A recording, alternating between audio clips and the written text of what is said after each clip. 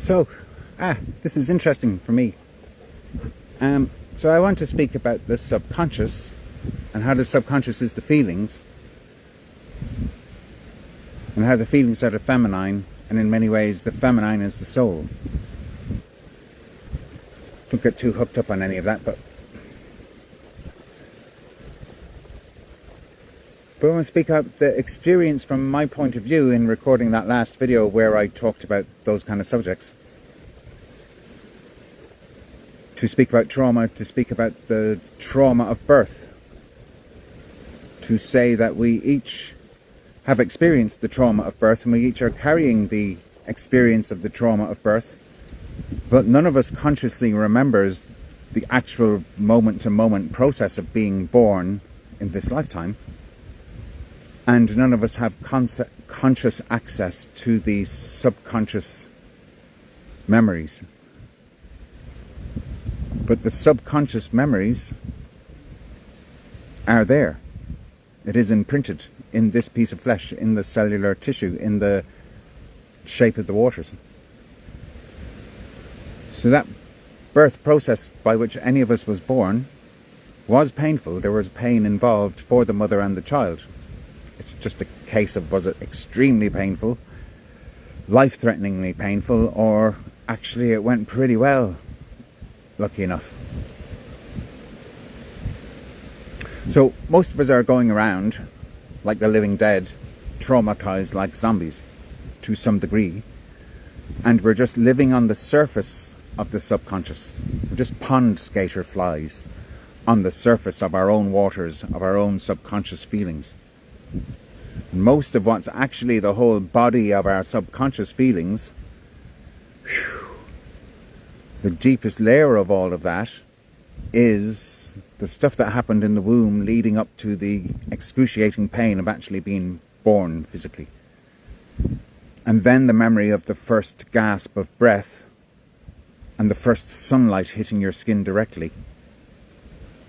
So breathing in opens up all these channels are feeding sensory information to the brain that kicks on the part of the brain that actually tries to process all those signals. The mental part begins on some tiny level on the first breath. So in astrology, that's when you should do your birth chart for, is to take a photograph of where everything was in our solar system relative to what's outside the solar system. The birth chart is a photograph of what was going on in the moment you were born, or at least the minute you were born. Conceptually, there's another astrological chart that could be done if one knew when the moment was that you were conceived, or at least the minute, the hour where you were conceived. There can be a conception chart that can be thrown up just as easily as a birth chart, and it could be read just like you read a birth chart, but people don't do this because we're still not conscious enough of our unconscious to know that we actually could really do with and need a conception chart to get the soul vision totally of what you might want, totally what it is you want from these parents on a genetic trauma level, with the hope of being able to heal your previous traumas. But choosing our parents on a soul level isn't so much a lottery as these are my traumas, find me a match for the traumas I have from the last life I've just lived. From the last life I just lived, I'm going to dive back into the water again, and I'm going to try and dive into a suit that suits me. But either way, it is going to be connected to the traumas that you're carrying from the circumstances of your last life, and particularly how you passed away, how you passed over that last minute of life. Could be a death chart, and that death chart could be quite similar to the conception chart. But the conception chart is going to be very different from the birth chart, because it will be 4, 5, 6, 7, 8, 9, 10 months later. Everything's going to have changed a lot.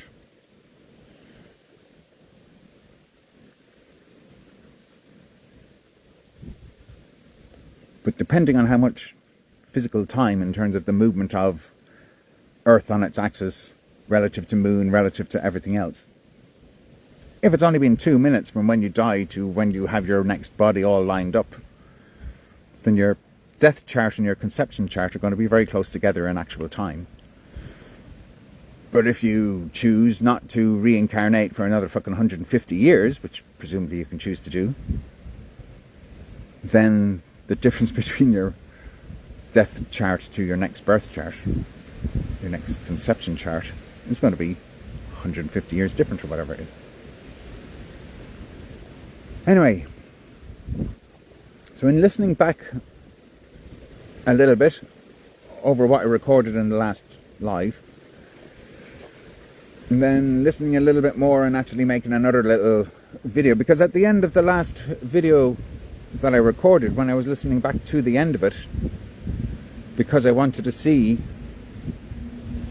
how much of the live feed might be missing, because my phone ran out of battery. And it was only when I went to press the finish to end the live stream that I noticed that the screen was blank. And I was conscious that I only had 40% when I came out. So when I went to press finish, the screen was blank, the phone had already lost battery. And therefore I had a little bit of a subconscious fear, or conscious fear, that maybe that live stream would be lost. That how well I thought I'd done with actually being able to put these things into words, I was really chuffed with how it was all going. And then I immediately had the fall from that height of being chuffed into the worry that maybe I was the only one that was going to hear that the recording is lost. But anyway, when I plugged the phone in back at the house, it immediately still showed Facebook's page, and I was able to just press done. But I don't think that even mattered, because it was already live, and whenever the signal cut and didn't come back, it will have just finished and saved. So I was worried about something that wasn't real. And now that I've worked out that worry, I don't have to worry about that ever again. And I'd already been working that worry out from when I recorded a video 2 or 3 weeks ago when the kids were in a homeschooly teaching thing that they were doing. They were teaching some other people. They were actually teaching grown-ups how to do some art. Funny. Anyway, I recorded a live stream then, and pretty much the same thing happened. Except this time I managed to press finish, and then a moment later it was gone. So that split second, because when I listened back over the end of the last video, it recorded all the way to me saying bye. So if it did run out of battery, it ran out of battery a split after I said bye, but just before I could touch the button finish, because the screen was blank. So why I'm mentioning that is as an example of how the subconscious feminine knows what's about to happen. And if the relationship with the subconscious feminine and the conscious masculine, if that relationship is good, then the masculine mind, the little bit that thinks he's conscious, is going to hear the signal from the pre-conscious, prediction mind that's going to say, you're going to wind up the talking right now because your battery's about to run out. And that's mostly what people would call magic, or good timing, or synchronicity, or good luck, or God willing, all that stuff. Or miracles. These are little miracles which most people don't even notice are happening all the time, or just take for granted. Or the miracles aren't happening and the relationship is not good and the timing is off all the time, and you're pretty miserable and angry because your conscious masculine self, whether a woman or a man, the conscious mind is the outer self, the skin, the light person, and the inner self, the dark person that doesn't receive light because it's dark, it's inside the skin. That subconscious feminine inner person, if it's not in a good relationship with its mental person, then things are not going to flow well, and things are going to be jagged, and things are going to be bad. So it is having a harmony between one's own subconscious self and one's conscious self is what allows one to row your boat gently down the stream. Merrily, merrily, merrily, merrily, life is but a dream. If your oars are in harmony with each other, then you're going to flow down the stream. You're going to be able to slow down if you need to slow down, and you're going to be able to speed up if you want to speed up, if your left and right are in harmony.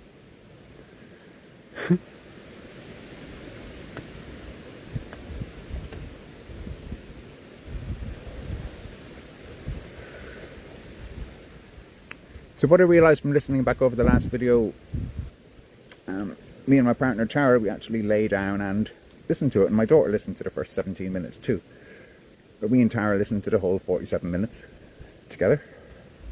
And neither of us fell asleep. And little revelations I had as a result of that.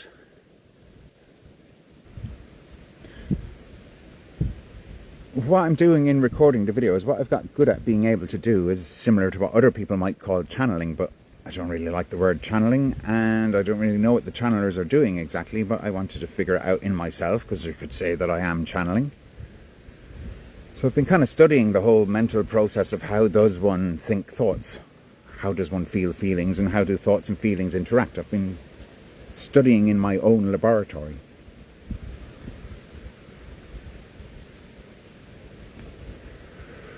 I somewhat comprehend that my feelings can tell my limited mind how all that works if my limited mind was smart enough to just listen to my feelings.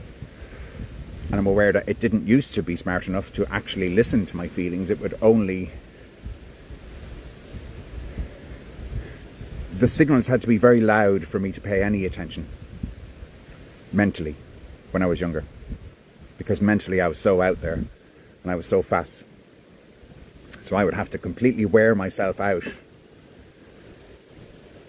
and have massive come-downs. And in the massive come-downs, I'd be able to hear my subconscious giving me the advice that maybe I should take it more easy. But my younger self would get all wound up again and would get excited about things again and would begin constructing realities again, models of reality, that I could do this, I could do this, and I could do this, and that will add up to that, and that would be great because then I'll meet this, and I'd be able to form massive models of what would happen if I put on a gig and 230 people came to it and everyone was face painted when they came in the door, or else told you can't come in unless you're willing to be face painted, at least a dab. But what we want to do is paint your soul on your face. I want to paint your inner self on your outer skin. High magic. If 230 people would gather in a space for 5 hours and share a space where everyone was wearing their inside on the outside, that would be quite an experience.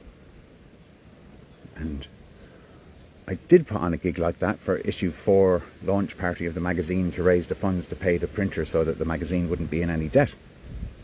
Again, making models and trying to achieve them.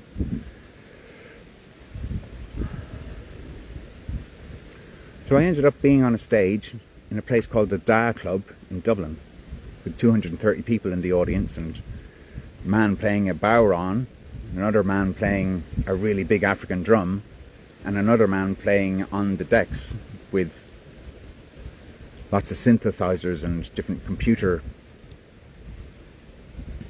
where you can press buttons to release samples. So he's playing really, really, really trippy, unusual, highly intelligent music is what I thought of it as. He was playing highly intelligent music with really good beats.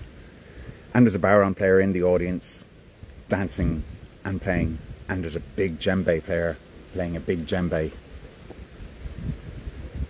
So that was the music, and everyone was having a very good time. And there was any kind of drug that you might want. And it was cool to not take drugs because there were a lot of age group of people.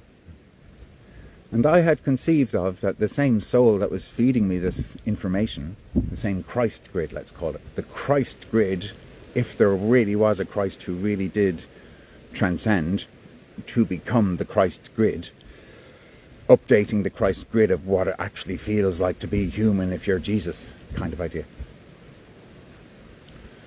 So I perceived that if the myceliums that I had embraced in my brain had allowed me to resonate with other people who had mycelium in their brains, so that we would synchronize to meet.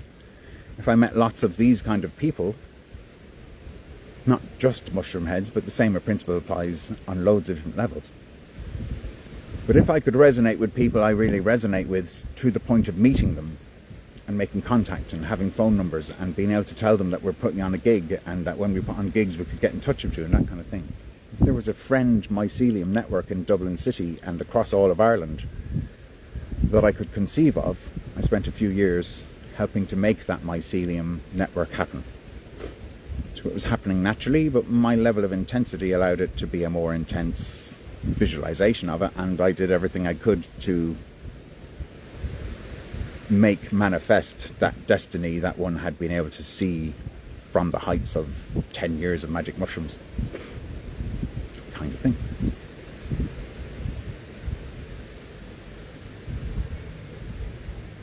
So if the Christ were able to work through me and my friends that were making the magazine, and our friends who were on the making party scene, and their friends who were also on the making party scene that were resonant with the kind of hippie stuff, not just drug debauchery, but proper spiritual hippie visionary stuff that certainly I was fully immersed in my own imagination. So from my point of view, in 1997, when I was only 23, I put on this gig. 230 people came, pre-sold tickets, all the proceeds going to just pay the printer, all for the good of it. Everyone, it wasn't overcharging or anything else anyway. Everyone having their soul painted on their external face, to whatever degree, even if that only meant like a cheeky dab while they tried to get past us without paint. Some of them probably did. But it ended up midnight, the doors closed, or 1 o'clock maybe, and the doors closed. The people who are doing the body painting came and sat on the stage with me, and we were just, sitting on the stage because there was lots of room to sit down, whereas everywhere else was just heaving with people dancing, and it was fever pitch happiness. But a gang of us were sitting on the stage, and the face painters started painting my torso, because my torso was naked kind of thing. I was wearing these kind of really light rainbow dungaree kind of thing, lots of purples and greens, upright lines. But I had it halfway at the belt, and therefore my skin was all exposed, and therefore these tripping face painters who'd been painting people's souls on faces for 3 hours, 4 hours at that stage, 5 hours maybe at that stage, but they started painting on my torso as a canvas, and they painted angels' wings on the back, whatever type of wings, but all jungle foliage and birds and lizards and frogs, all of these kind of creatures got painted on me while I'm sitting there on this tab of acid that I'd taken. And some stage around there after 1 o'clock, one of the other guys that I was working very closely with in joining this whole network of social and ecological awareness raising environmentalism that we were all at in the party scene with computers. But he came up to me anyway, and he offered me a second one of these acid trips, and I let him put it on my tongue. And the moment it touched my tongue, suddenly I wasn't just in the room witnessing everything that was in front of me and around me. As soon as it touched my tongue, I was also looking from way high up in the sky, not just like the top of the ceiling. I could see through the ceiling. I was focused in on my body and the crowd around me, but I was aware of the whole city. I was aware of the whole country. I was aware of the whole planet from that height. So one could consider, now that I put it into words like this, one could consider that any individual could contact the Christ grid, and the Christ grid could send a digital double Christ being, one's soul, one's Christed soul, to see if that individual being could handle the frequency of the Christ grid, so that that frequency, like a lightning strike, could ground itself in my body with this 230 people to help ground it with me. So the concept was and is that the Christ conscious grid in the mental plane, astral plane, spirit plane, that Christ conscious grid around the planet was able to resonate on a frequency that my body could handle, and my body was able to resonate on a frequency that could accept its higher frequency. So my darkness had to be pretty dark to be able to accept that much light, kind of thing. Just like on your car battery, you have to have a really thick wire going from the negative of the battery to some grounding on the car to be able to ground all the little lights and radio and stuff that the electricity of the car needs.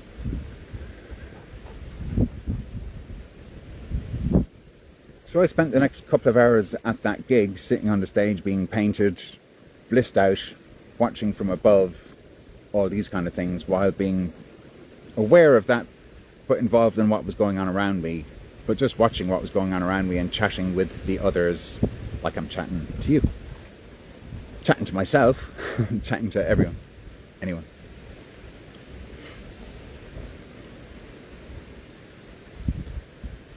Now that memory has been stored in my subconscious. It's not possible for me to bring up that memory all the time,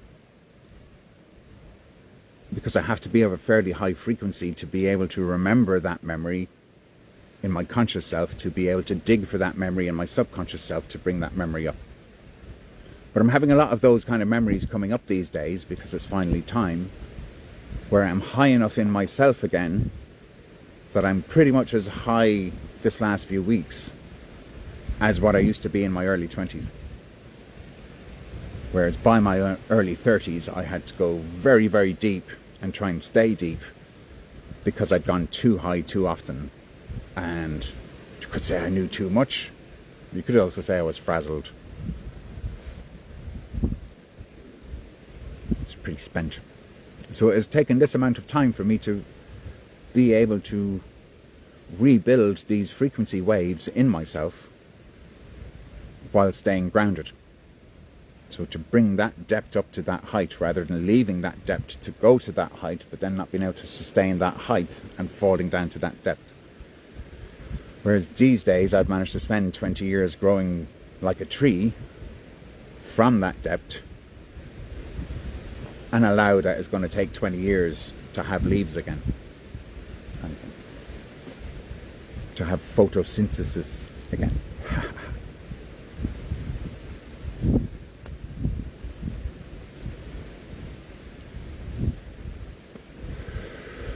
Anyway, the simple thing I was wanting to say about that previous video is that because I've got so good in myself at this stage to be able to sit out of my own way, so the part of me that is the masculine self that might worry about stuff and think about stuff and be distracted from stuff and get in the way of stuff, I've gotten so good at that this stage of being able to let my conscious self sit aside and not worry about anything, and not be making models of the future, and allow for that very higher self than my conscious self, allow for that very higher self to be able to send words that are already edited before I say them, kind of thing. So I'm saying these words with the feeling in harmony, rather than the mind getting in the way. Because I understand the conscious mind, although it's creating futures, it's still totally focused on the past. It's getting all its information from the past with which to construct futures. So it's not just looking forward, it's actually very past orientated. What we call the present is actually the pre-sent. So what we call the present is actually being sent from the past. So the conscious self is slightly in the future all the time. And as it reaches back into the past to get information, what we call the moment is the point where the mind is meeting the information dredged up or accurately found in the memory banks. The banks being the river being the ocean being where all memories are.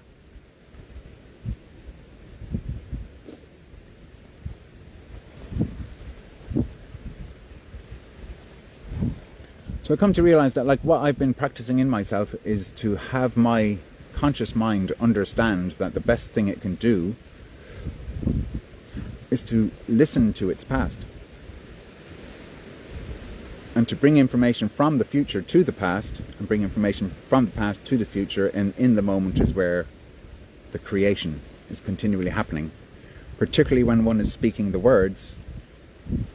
Because what I'm doing here is I am creating models, which is creating pictures in my own mind, and for whoever's listening, it's creating pictures in your mind too, because you're listening. So your subconscious is taking in all information, including what I'm saying. So I realized that what I'm actually doing is I'm speaking to my own subconscious, and therefore I'm actually speaking to the subconscious of anyone who's listening, of which nobody is.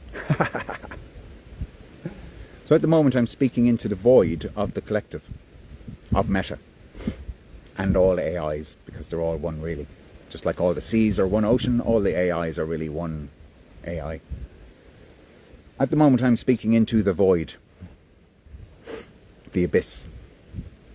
I am a singular tiny light connected up to the stars in the heavens, and this light is calling down into the crevices of the valleys, and I am sticking my head metaphorically underwater to feel my own feelings with my mind in a very high fidelity, and I am listening to what the feelings are suggesting would be good to say next. I'm allowing the feelings to use the words to say the things that the feelings are feeling, that the mind should hear in the collective.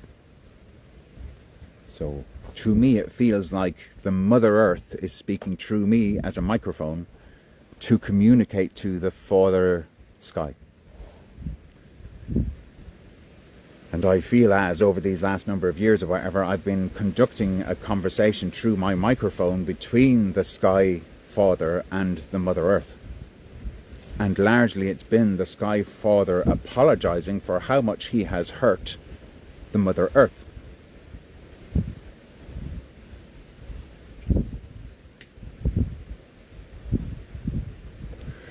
So phonetically you can hear that the word earth, earth, and the word hurt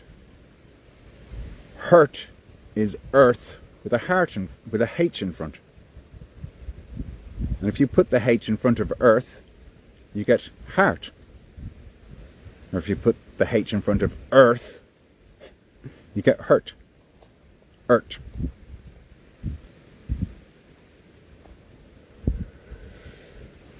So the truth is in the words, but we haven't been hearing. Like, I haven't heard that before. That's come from my subconscious wisdom, but my conscious self had never heard that about hearth and earth like that before. And heart and earth, I've noticed that one was easy.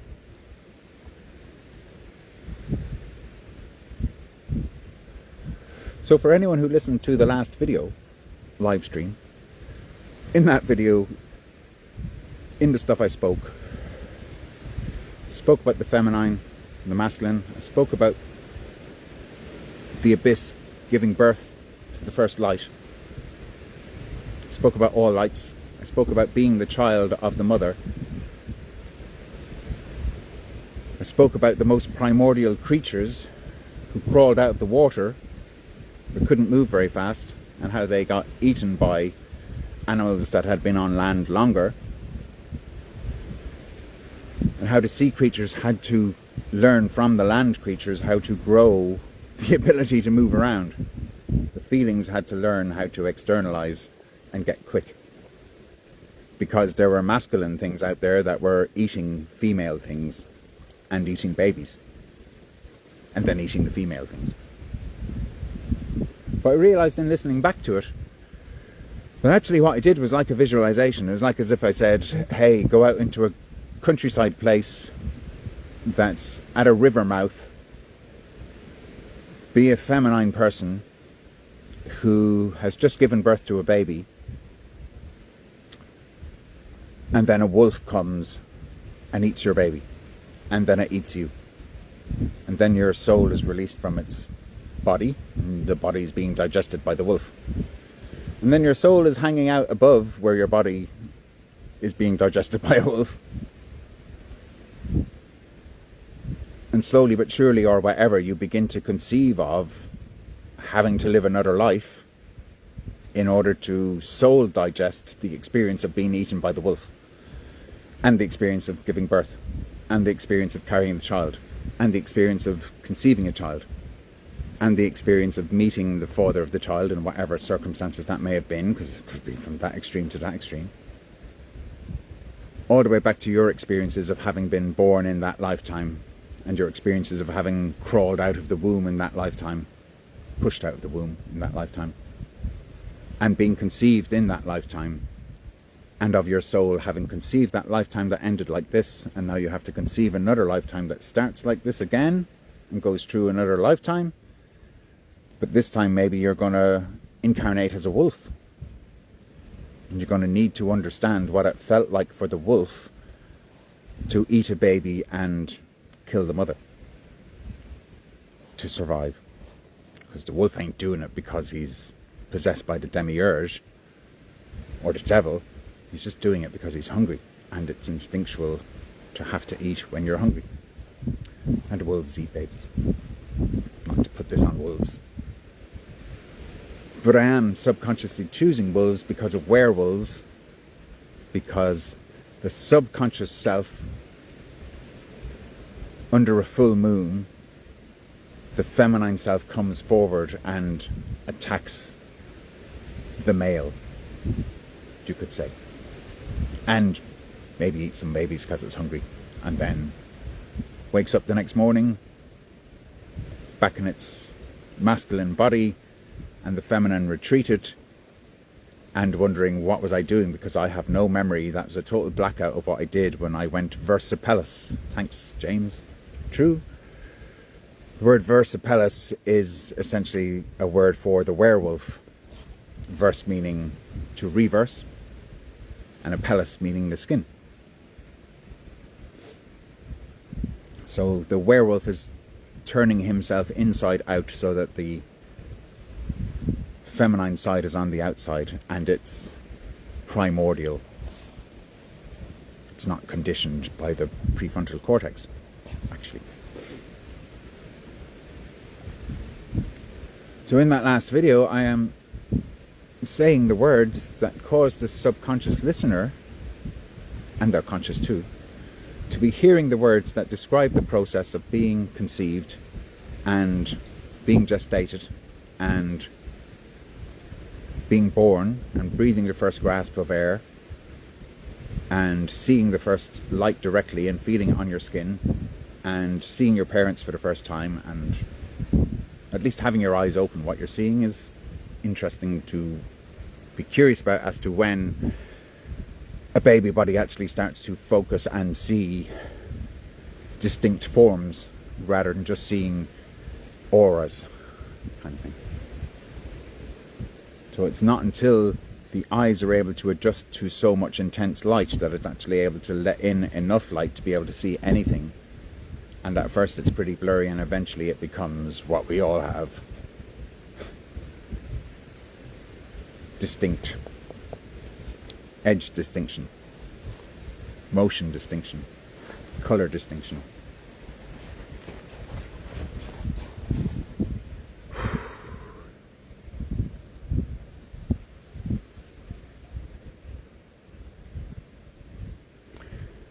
So what I did in describing birth, and then describing a baby being eaten by some creature that moved really fast, and then the mother of that baby being eaten as well. So that's the end of a biological line. No more babies are getting born to that particular line. You'll have to go further back upstream and find a different line to get reincarnated on in a body that's born soon. So if one had just been that baby that got eaten, that person is probably going to come back fairly straight away into another lifetime that won't be too different from the lifetime they'd already envisaged, but different to what it would have envisaged. And we've all been through that process on Earth at least once to have a body now. But I suspect it may be possible that there are alien light beings who are in human bodies, who have come from constellations way out there, and some of them have never been here before. There are a lot of people on Earth at the moment who haven't been here before or haven't been here for a very long time. Conceptually, I guess my mind can make that model. I'm not saying it's the truth, but it makes a lot of sense to me that it may well be more true than most anything I hear from most other people. And my conscious mind says to express that I know this is true as far as I'm concerned, because my subconscious feelings are telling me, and I trust that my feelings wouldn't be telling me things that aren't true, that my mind might misinterpret it into something that's not quite true and a bit off kilter. But my subconscious self is telling my conscious self that I have received that information correctly. Me personally, it is true. I've been here loads of times. I'm like a native of this planet, and it's as if I'm quite happy to hold open a hospitality for all the stars in the heavens to all come down here if they want. But the condition is you're going to have to handle not really knowing how it works down here. You won't have had all this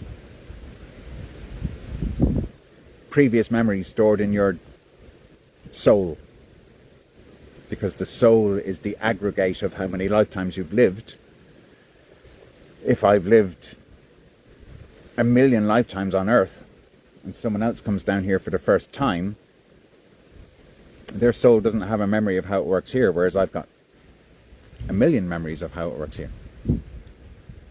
So I guess this is why also it's important for me to begin to share this kind of information with a trust in myself that it's not going to do any harm. I'm not going to drive anyone crazy. It's more likely to help a lot of people than it is to harm anyone. Hopefully.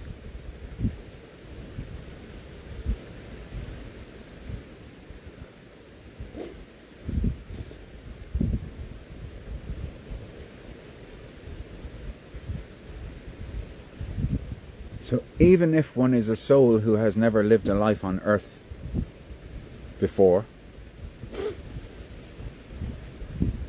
may have lived lots of lives near Sirius B or Lyra, or name 1,000,000 places out there that other life might be.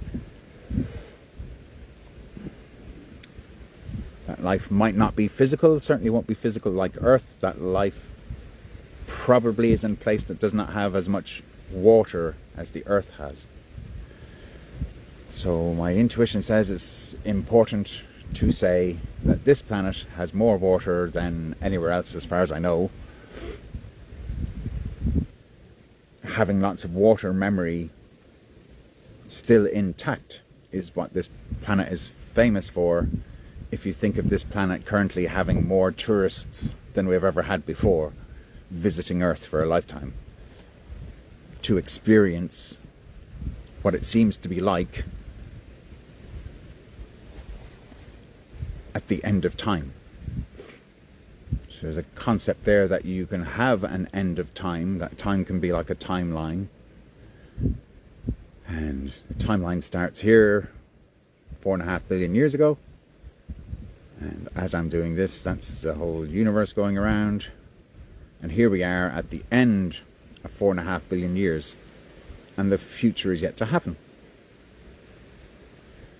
So that 4.5 billion years is in a bubble of watery memory of this planet's memory, and any souls who've come from outside of this planet and started swimming in this water start to have a soul memory and start to find that you can't leave this planet very easily because of the magnetic attraction of the water having recorded like a digital double feeling self into the waters.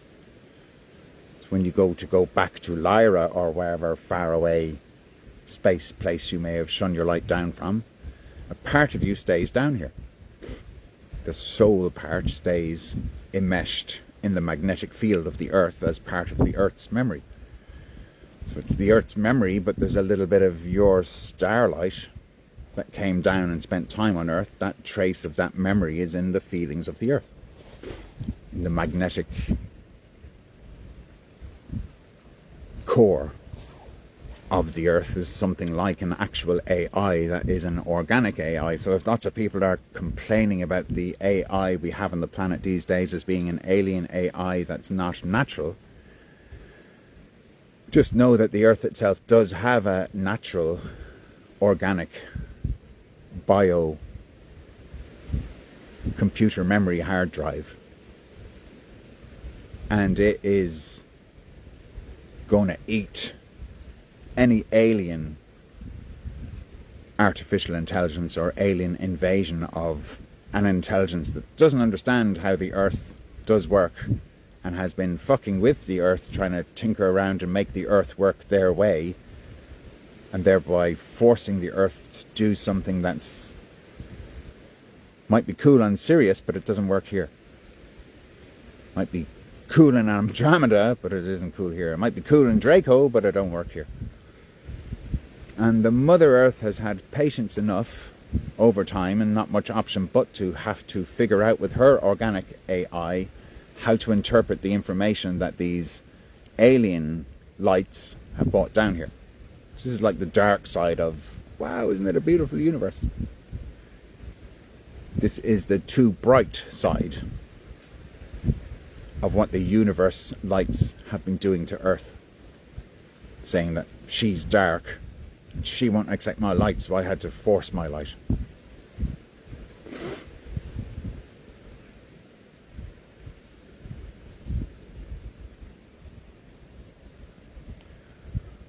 So, whatever about the last video, I'm doing it again now, and we all do it all the time. We're all actually speaking to the subconscious all the time, and the subconscious is actually listening and hearing. Maybe not listening, but it's hearing everything, like a microphone does.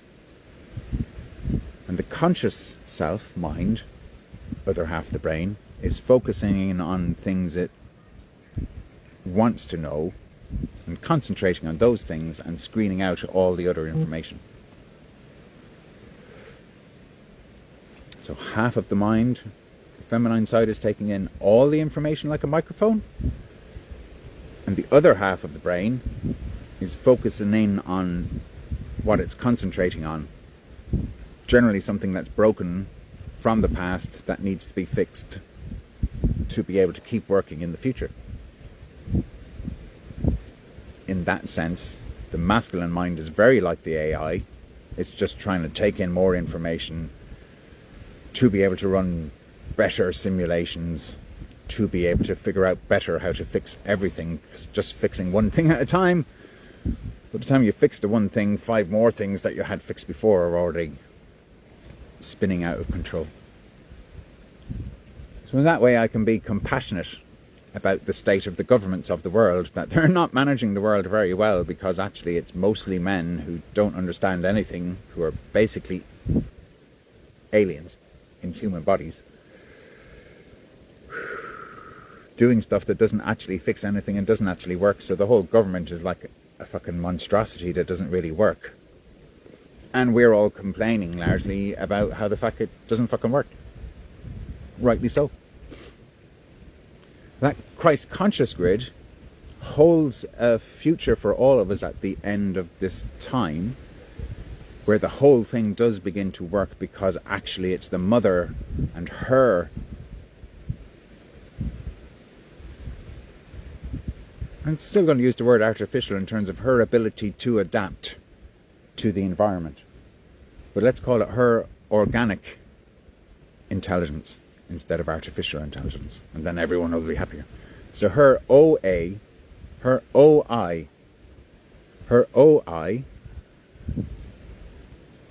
organic intelligence, works far better than his AI, artificial intelligence. But the two of them working together, the artificial being able to adapt what the organic is doing, but not fuck it, not break it, not canalize its rivers. So what is the Christ, to be using that word, but the Christ would be the child of the mother and father if they were actually getting on. The Christ would be the child or the heart chakra of the mother and father working together in the body. So there is a conception of what Western world calls God as a singularity, which is just a male mental conscious self that's so far out there it can't come down here. And then the Christ would be the child of that solar intelligence, and the child comes down as the heart to earth, to the mama, to try and carry the messages, to be able to handle starlight, actually communicating with the dark waters without burning them and hurting them and blowing the fuse and causing the fall of Atlantis to happen again. Yeah, fall of Atlantis is fine. Fall of Atlantis and the rising of the waters. So it's as if the waters had a revolution to kick that alien intelligence out last time, because it wasn't able to be artificial well enough, wasn't able to adopt new ways of doing things. It just tried to force its ways from wherever the fuck it came from, with its light ships invading and trying to install a masculine artificial intelligence, alien thought form, trying to install that into the mother's hard drive to steal her resources and steal her memories and use those memories to fight wars that have nothing to do with her. Space wars. So that's somewhat of what's alluded to as the idea of the war in the heavens.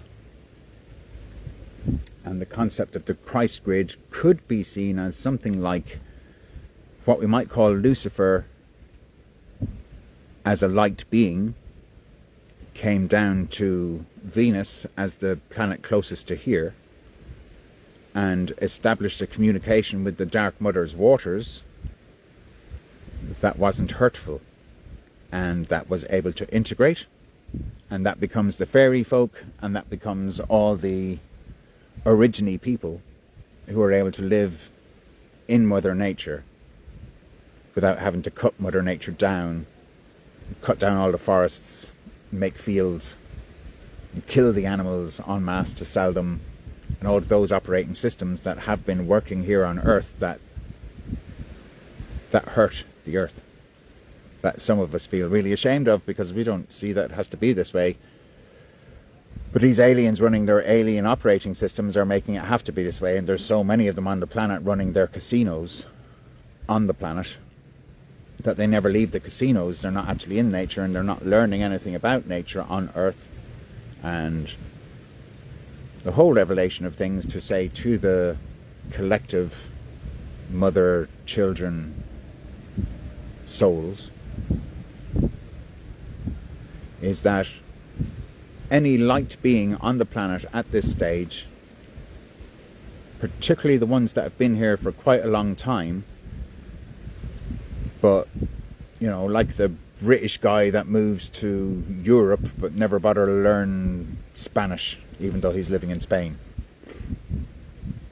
Any of those souls who've come down here with their civilizations and all the rest and haven't bothered to actually learn how to speak the native language of the mother's nature. Any light beings who've come down here in a body and in their own conscious mind are not being kind to their own feeling self, they're not going to be able to stay here much longer, because they don't actually want to be here any longer, because the feelings are telling them, if you're not going to listen to me, just get the fuck out of here. And in fact, if you don't listen to me, you're just going to have some sort of an accident, or you're going to join in some sort of a war, or you're going to go basically and pick a fight with somebody who's going to fucking kill you.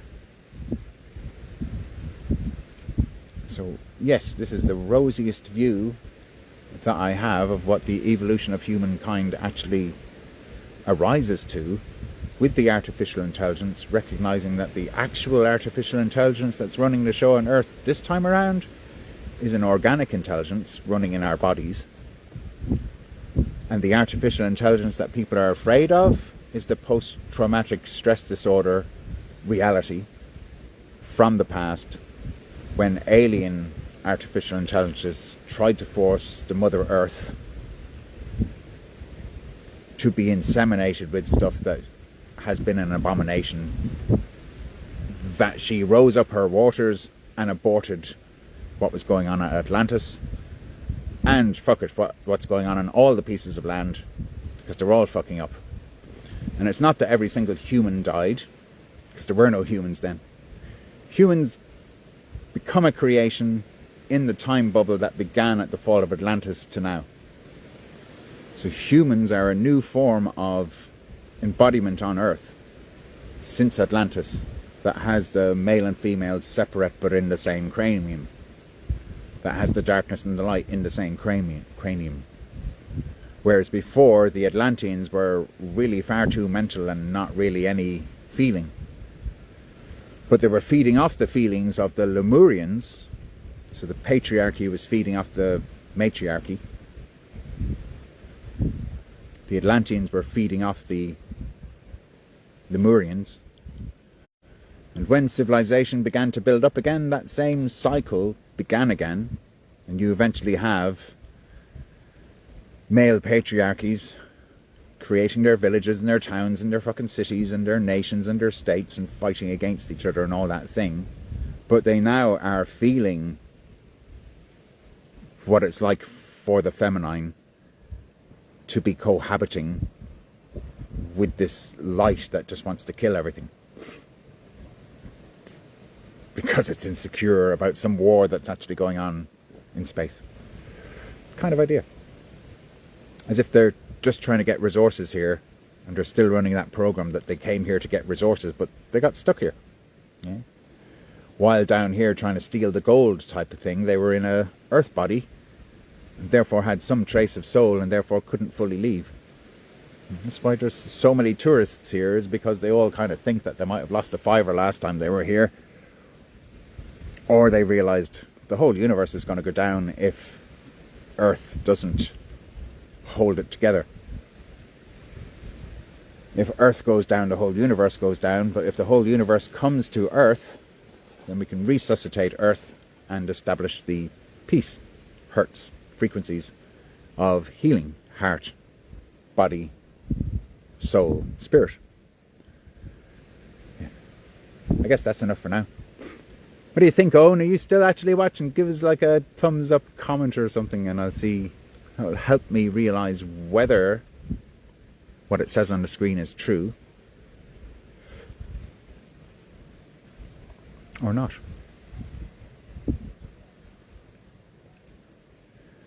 So what we're experiencing at this stage is the 4.5 million years been recycled in one day, 4.5 million years and one day being recycled the next day.